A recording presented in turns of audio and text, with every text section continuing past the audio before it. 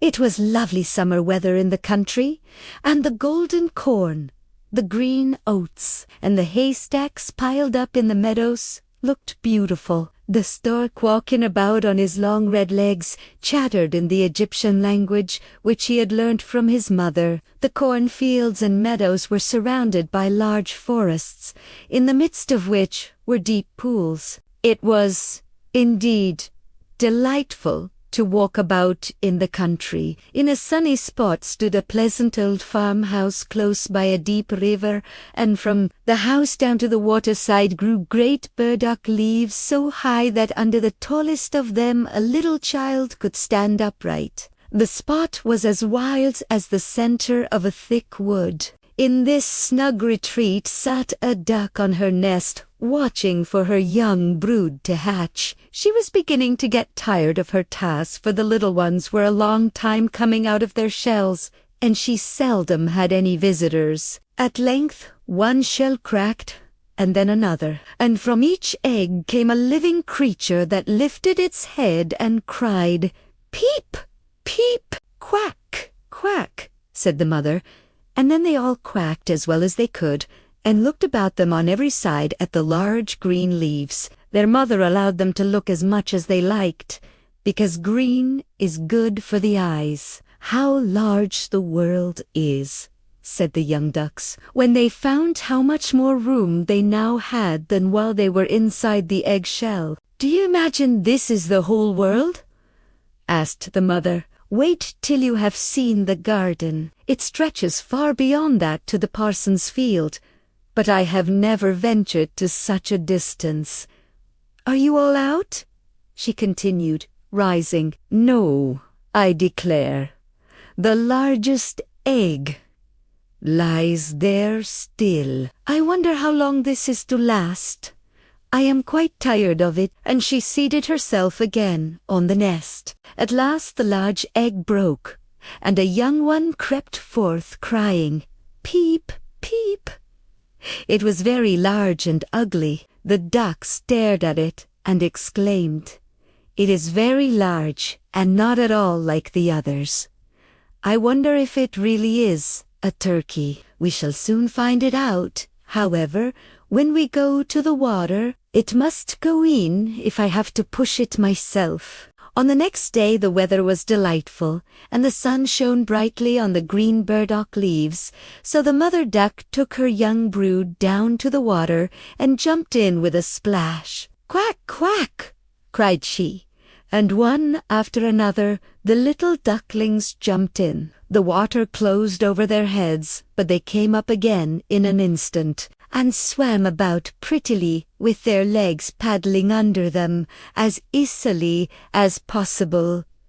And the ugly duckling was also in the water swimming with them. When they reached the farmyard, there was a great disturbance, and the other ducks and poultry began to make fun of the ugly duckling. They teased him because he was different, saying he looked strange, too big, or not like a proper duck. Even the turkey cock, who fancied himself very grand, puffed himself up and mocked the duckling with pride. The ducks pecked at him, the chickens clucked and chased him, and he was driven away by everyone, even by his own brothers and sisters who said unkind things to him. So it went on from day to day that the poor duckling was persecuted and despised because of his ugly appearance. He could find no peace in the farmyard, and at last ran away in fright, frightening the little birds in the hedge as he fled. The poor duckling wandered alone through fields and meadows until a storm arose, and he struggled against the fierce winds. Tired and cold, he arrived at a poor little cottage that seemed ready to fall down. The storm raged so violently that the duckling could go no farther, so he slipped inside through a narrow opening and found shelter for the night. A woman lived in the cottage with a cat and a hen. The cat was called My Little Son, loved by the mistress, and the hen was called Cheeky Short Legs because of her very short legs. the duckling left the cottage again, hoping to find water to swim in, but was still avoided by all the other animals because of his ugly looks. Autumn came, and the leaves turned orange and gold, and soon winter arrived with hail and snow. The poor duckling struggled to keep warm, swimming in the shrinking patches of open water as the ice closed in around him. At last, exhausted, he lay helpless in the ice until a peasant passing by broke the ice and took him home, warming him by the fire.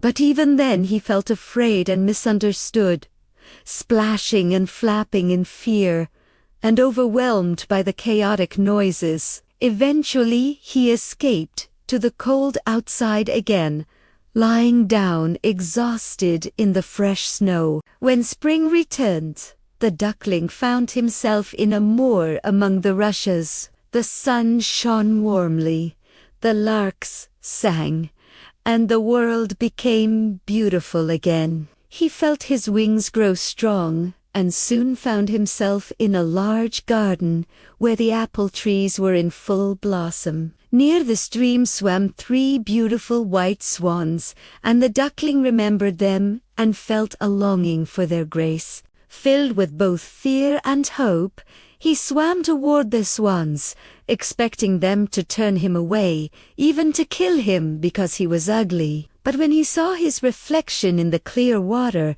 he realized he was no longer gray and awkward, but had become a graceful and beautiful swan. The great swans welcomed him, stroking his neck with their beaks as a sign of friendship. Some children soon arrived and threw bread and cake into the water.